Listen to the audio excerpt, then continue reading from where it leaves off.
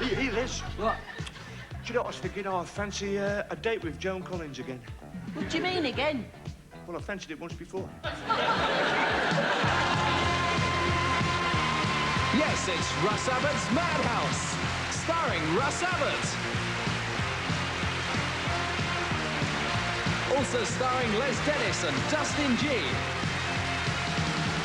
With Jeffrey Holland, Sherrie Hewson, Susie Blake, and Bella Emberg.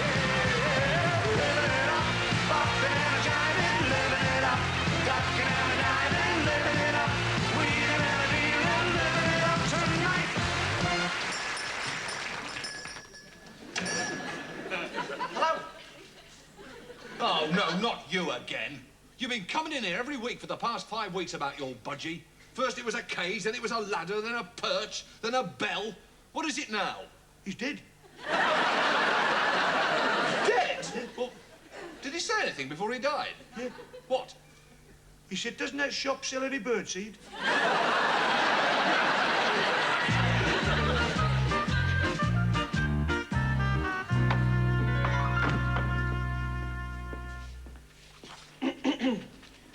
Mr. McSneezer, there's a laddie outside who claims to be the great-great-great-great-grandson of one late James McJimmy.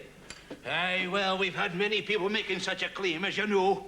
I hope this one's no another imposter. You better show him in. As you wish, sir. Oh, I hope he doesn't ask about the secret treasure, the hidden treasure. I've got to find it before he does. Mr. Jimmy McJimmy, sir. See you, sir. See you, sir. See you, Derek. What I'm going to do is I'm here in some shop for a penny. So you're the late James McJimmy's great-great-great-great-great-great-great-great-great-great-grandson? Aye. Well, I'd like you to prove it. What can you tell me about your birthmark? Oh, I've had it since I was born. Is it like a mole? No, it's more like a ferret. And I believe you were born outside wedlock. No, I was born outside Kilmarnock. Fine, fine, fine. Now, I'm going to ask you a few questions, and I want you to answer true or false. Are you ready? True. No, I haven't been started yet. Now, the late James McJimmy was a direct descendant of the old King of Scotland, King Jamie the Saxed. True. And King Jamie the Saxed had 25 children. Aye, he was oversaxed. Well, Jimmy McJimmy, I believe you truly are James McJimmy's great-great-great-great-great-great-great-great-great-great-great-grandson. Oh, great. Yes, sir. You're the rightful heir to Invercogaliki Castle. Here are the keys. McHudson, ask the staff to come in, please. Right away, sir. You see, Mr. McJimmy, one of the conditions of owning the castle is that you continue to employ the servants. Oh, does that mean I've got my own servants? Hey, they'll wait on you hand and foot. What about the rest of me? Here they come now. McHudson, the butler, you've already met, of course. So I'll leave him to introduce the others. Thank you, sir. Now, this man will show you how to fish in your river. This is Big Billy the Gilly. Oh, see you, Billy. All right. I'm your gamekeeper. I'll show you a few games. Oh, that's great. I'm always game for a laugh. I might teach you to shoot as well. Oh, you mean like peasants? You ignoramus. That's pheasants. Oh, is that like partridge? You're mental. Your head's made of wood. Aye, well, here's some sawdust for you. Now, this is old MacDonald, your cook. MacDonald, that's bigger than a quarter-pounder. I guarantee, sir, you'll fall in love with her cooking. Aye, they say the way to a man's heart is through his stomach. Oh, you're not going to operate, are you?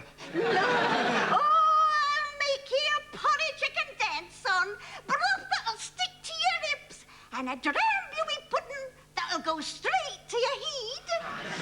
See, that's not going to do my stomach much good either. Now, this is Morag. She's been locked away in a room at the top of the castle for the last 10 years. Was she mad? I wasn't very pleased. She'll be your chambermaid, sir. Oh, I thought she was a bit potty. Would you like me to put a bottle in your bed? Make sure it's bells. Would you like a cup of tea and a roll in bed? Oh, well, you can forget the tea. Oh. Right, back to your duties, everybody. Oh, see that? Now, sir, how would you like some afternoon tea in the morning room? You better be quick, because it's nearly night time. Right, sir. Well, Mr. McJimmy, I'll take my leave of you now. Well, just a minute, you haven't told me about the hidden treasure. Treasure? Aye, I was told there was some treasure hidden in this castle. Well, it must be hidden well, because I've no come across it. But I wish you luck if you search for it. Goodbye now. Cheerio. Oh, long may you lumbrick. I must find this treasure. Let's look for the hidden treasure. It belongs to me.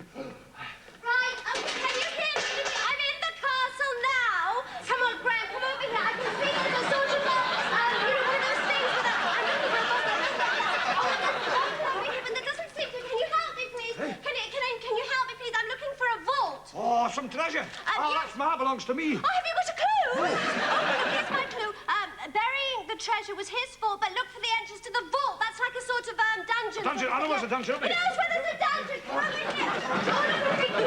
Oh, look, he's got the treasure. We found the treasure. It's on the ground. We found the treasure. Oh, I found my treasure. Sheila, it looks like I found my treasure. Have you driven over 400 miles on a busy motorway and your eyes are strained with the continual movement of windscreen wipers? Do you suffer swollen feet, cramp in your legs, that nagging backache and a stiff neck? Does your mouth have that dry, parched feeling, and is your nose blocked up from breathing the heavy, warm smell of diesel oil? Do you find you have a tight, tense, nervous headache that won't go away? You do? Then you shouldn't be a bleeding lorry driver then, should you?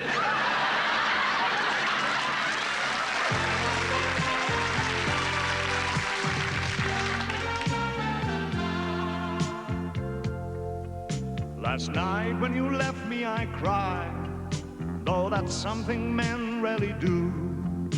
I felt a tear well up inside as I realized I'd lost you. I felt my heart ache, I felt my lips shake, and I could not hold that tear in. It ran down my face, left a long squiggly trace, and fell at the end of my chin. I knew tears would get me nowhere, but I couldn't take your farewell. I gave a soft cry of despair and followed it up with a yell. I gave several moans, a couple of groans, a bluff, a snivel, a squall. I screamed and I howled, I bellowed and yowled while banging my head on the wall.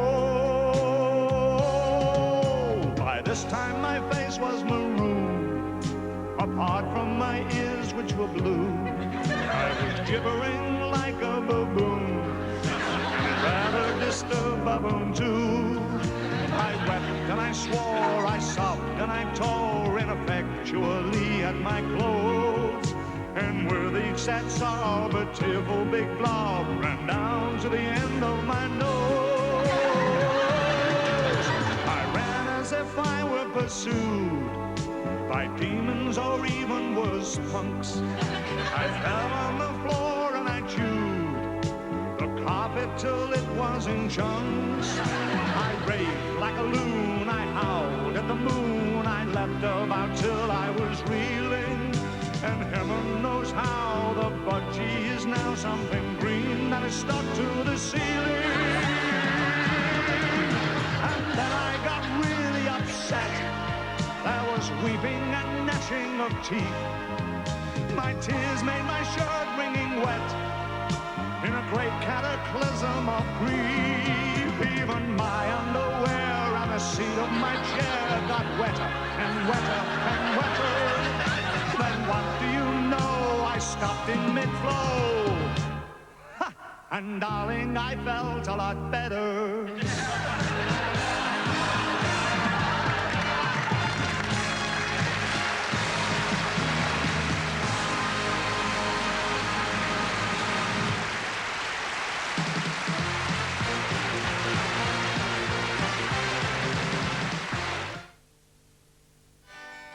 You know, there's something very special about a gas fire. That's why we had them fitted at Chilbury Hall. They make any room so warm and welcoming. I should know. I've only to turn on a gas fire and it creates more interest than the jardiniere or the Rubens on the ceiling. Turn it up when you want, down when you don't. A gas fire is so economical, so very pleasing to the eye, and there are so many styles from which to choose. People simply can't help being attracted by them. Wonder Fuel gas. Nothing else has the same effect.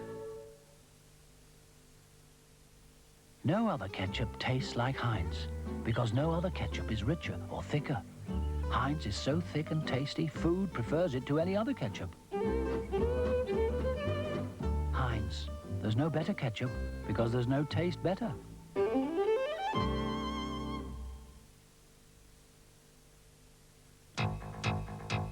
Imagine a family magazine with up-to-the-minute news and current events, superb sports coverage, recipes and consumer news, cars for sale, holidays and entertainment guides, plus jokes, quizzes and pop pages for the children. Wouldn't it be a bit much to take in? Not really. It's as easy as 1, 2, 3. Page the Oracle, the magazine on the screen. 9 out of 10 letterboxes prefer it.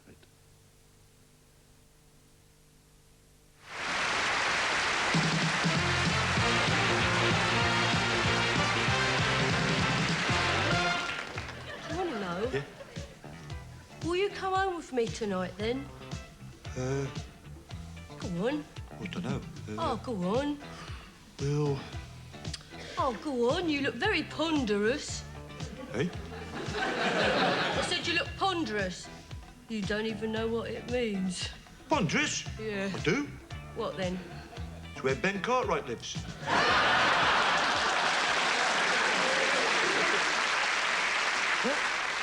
Welcome back to Bullseye. Now, this is the part in the... this is the part in the show when we bring back our finalists, Wilf and Nellie Bumworthy. Smashing. Great.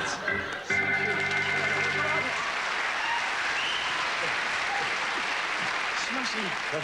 Wilf and Nellie have been really super contestants. Smashing. Great. Smashing. Really great. Have you enjoyed yourselves? Oh, I Tim. I've been grand. Smashing. That's super, isn't it? Great. What about Eric Bristow, eh? Oh. What a super dart player, eh? Aye. But I still reckon, Tim, that I expected him to get a bit more than £8.50. You know, Smashing. Great. Super. But I know it's a really super worthwhile charity, Wilf, and something that's very close to your heart. Tell us again what it is. It's South Burnley Pigeon Hospital. It's towards a new orthopaedic wing. Yes. Or a pair of wings, actually.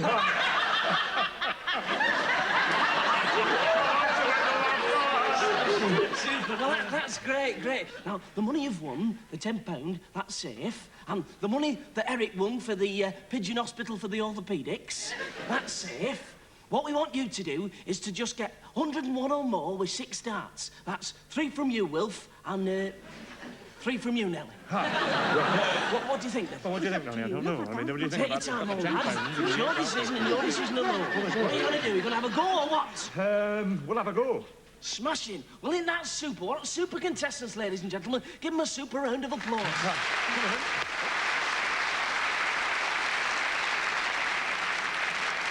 Right, Wilf, if you'll just step up to the hockey. Right, Tim. Right. Just relax. Forget there are 14 million people watching. Right. Treble 20 scored. Treble 20, that makes 60. What a good start. Great. Right, let's have some more like that, eh, Wilf? 20 scored. 20 plus, that's 90. 80, you pillock. That's great. Let's have some more, Wilf. 18 scored. 18 plus, quite a lot. What super dance, ladies and gentlemen, how about that? Right, Nellie, your turn. Now, you've just only got to get a few. Right. Off you go. No score. Just relax, Nellie. That was a studio light you hit there. This is the area you're aiming at.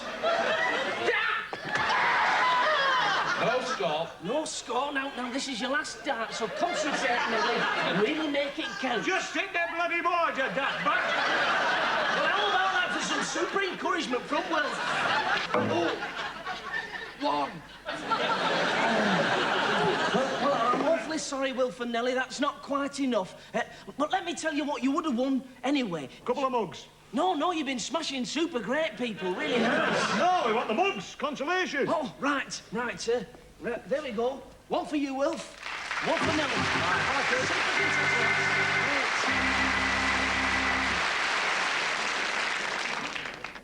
Carruthers, I'm home.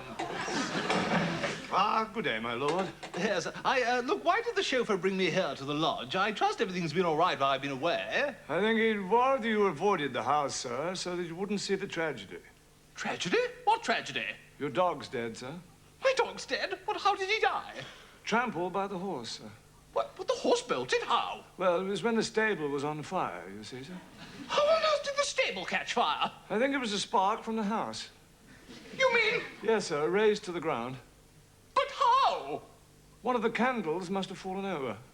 What candles? Round the coffin, sir. The coffin? Yes. Your mother's dead, sir.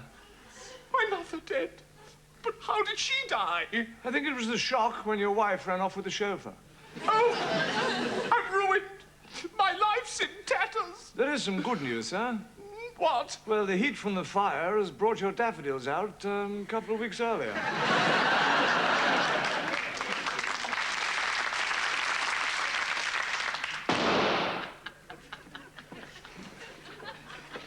Morning, Dr. Bike. Oh, good morning, P. Hello, dear. Hello. I got your memo, Dr. Bike, and I must admit it does sound like a pretty impressive collection of gadgets. Ah, yes, well, they're enormously impressive, P. But heed my warning. In the hands of an idiot, they could prove fatal.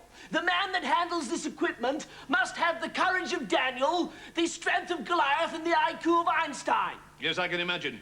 That's why I put our top agent on the job. Ah, you mean James Bond? No, Basildon Bond. He should be here by now. Where is he, Miss Fanny Fanny? He's playing with his Ferrari, sir.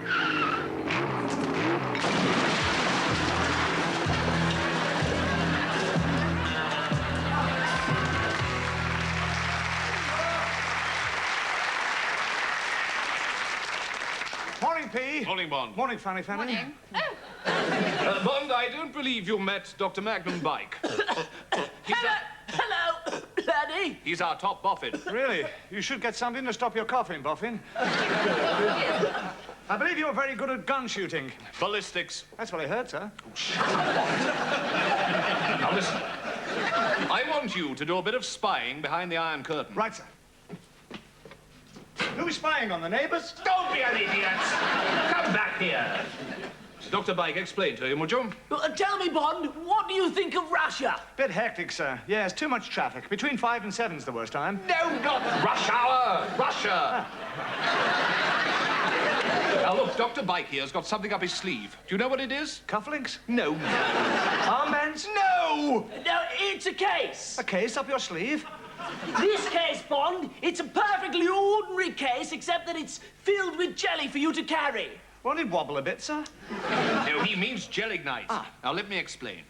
The head of the KGB, Colonel Gorsky Grittimelv, has been in this country for several weeks on supposed diplomatic business, but we know he's been spying. He'll be carrying back with him some vital information in a case identical to this one. You'll be on the same flight, and your job will be to switch cases. 5 hours later, when he's safely in his headquarters, the bomb will go off.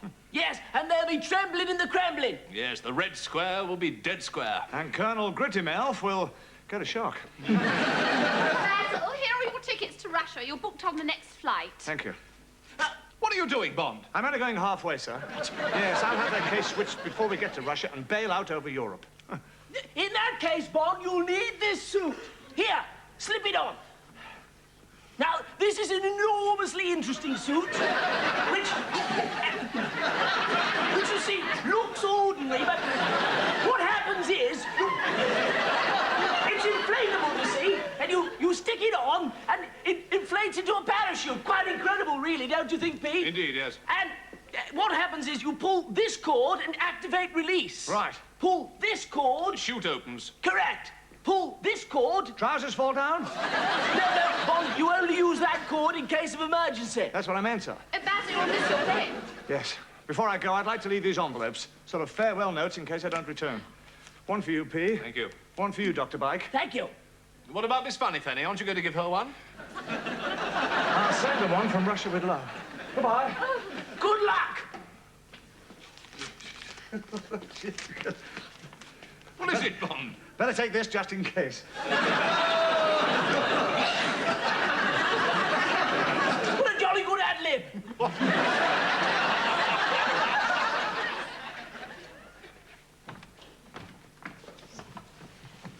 Excuse me, sir. You're sitting in a smoking seat. What? No, sir. This is the smoking section. Your ticket's for the non-smoking section.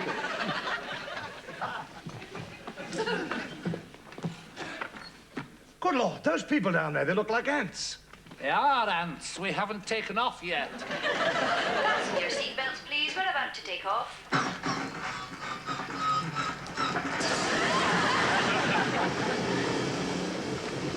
Are you all right, sir? No, stomach trouble. Stomach trouble? Yes, no guts. Well, there's a sick bag in front of you. Thank you. Hope you feel better soon.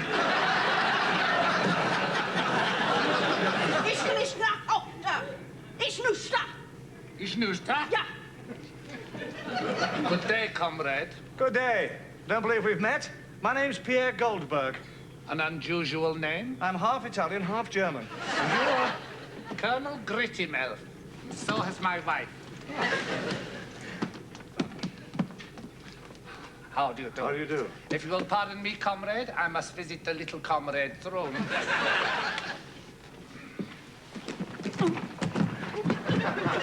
We've encountered turbulence. Would you all please sit down and fasten your seatbelts? Not me. This is where I get off.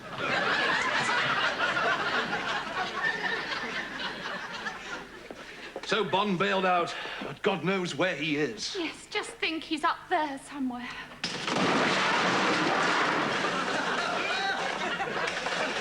You idiot, Bond! You ruined my wall! You nearly ruined me. That suit didn't work.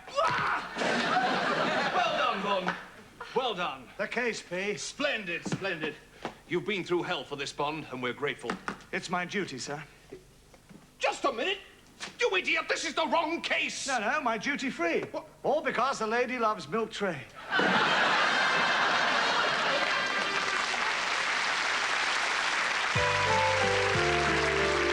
Ladies and gentlemen, Mr. Val Hooligan. We'll sing you some songs, the ladies and I. We'll sing of the flowers, the birds and the sky. We'll sing of the green grass and sun high above. We'll sing you some sickly sweet songs about love. The flowers, the trees, the blossom, the bees. They're innocent, pure and naive as can be.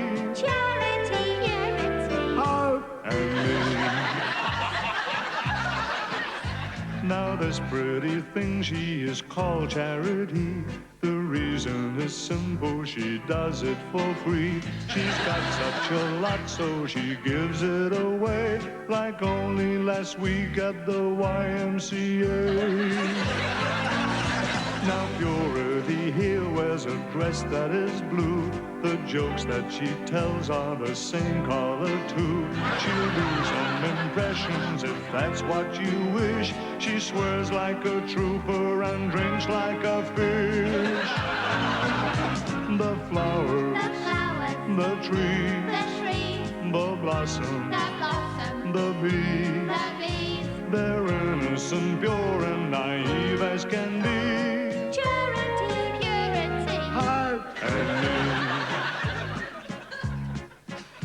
Now this one is Hope, and the dress she has on disguises the fact that she's 7 months gone. She still doesn't really believe that she's sinned. Her name is just right 'cause she hopes that it's wind.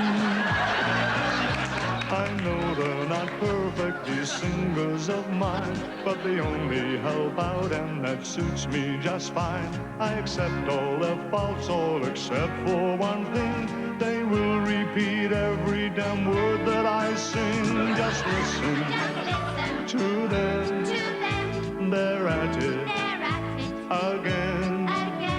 We're innocent, pure and naive as can be. If only you girls would stop echoing me. now shut up. Enough. I've had it. Can't stop. I won't have you screwing up every damn song, so I will sing solo from this moment on.